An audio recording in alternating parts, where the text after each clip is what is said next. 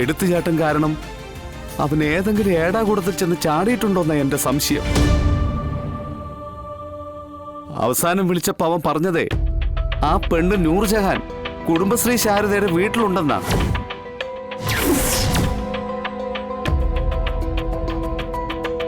സാറിന് ആ വീട് അറിയാലോ, ഞങ്ങളെ ഒന്ന് ഹെൽപ്പ് ചെയ്യണം. അല്ല, താൻ എന്താ പറഞ്ഞേ? ആ പെണ്ണ് കുടുംബശ്രീ ശാരദയുടെ വീട്ടിലുണ്ടെന്നോ? അതെ, അങ്ങനെയാ നസീർ അവസാനം വിളിച്ചപ്പോ എന്നോട് പറഞ്ഞത്.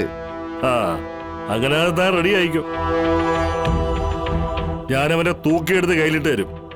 ഉറപ്പാടോ?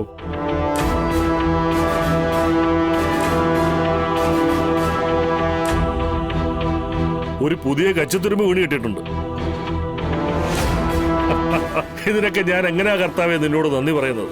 5-8 വെഴുതിരി ഞാൻ അതുവഴി പോകുമ്പോ കൂടുതൽ കത്തിച്ചേക്കാവേ. സംഗതി എന്താന്ന് വെച്ചാ പറ. എടി, ആ പെണ്ണില്ലേ കാണാതെ പോയ നൂർജഹാൻ,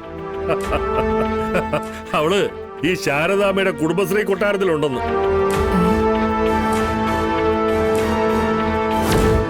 ആദ്യം ഞാൻ ശാരദയെ തൂക്കി അകത്തിടും.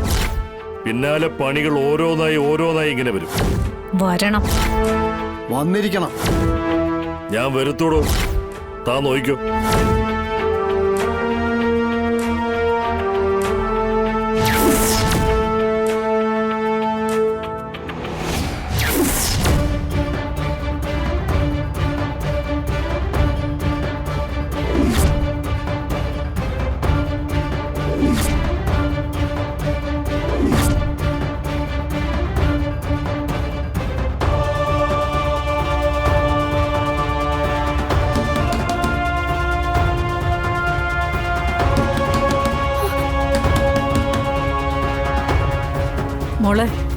മോളെ വാതിലോർക്ക്. ഞാനാ.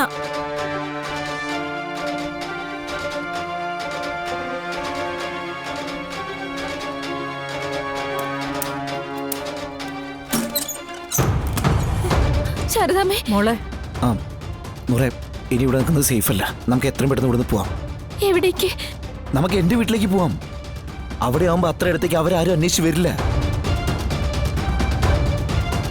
1-2 ദിവസം കഴിയുമ്പോഴേ നമുക്ക് മറ്റെവിടെയെങ്കിലും മാറാം. അതായിരിക്കും മോളെ നല്ലത്. ഇല്ലെങ്കിൽ ഇപ്പൊ വന്ന പോലെ ഓരോരുത്തരിങ്ങനെ തിരക്കി പിടിച്ച് വന്നോണ്ടേയിരിക്കും. നസീർക്ക് പോയോ? ആ, അവൻ പോയി. മോളിനി അതോർത്ത് പേടിക്കണ്ട. പക്ഷെ മോൾ ഇവിടെ ഉണ്ടെന്ന് ഇപ്പൊ അവരറിഞ്ഞു കാണും. അതുകൊണ്ട് അവിടുന്ന് മാറണോന്ന് പറഞ്ഞത്. സംസാരിച്ച സമയമില്ല, വാ പോവാം.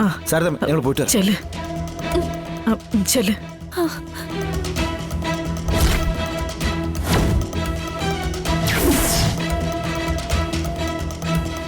മോനെ സൂക്ഷിച്ചു പോണേ.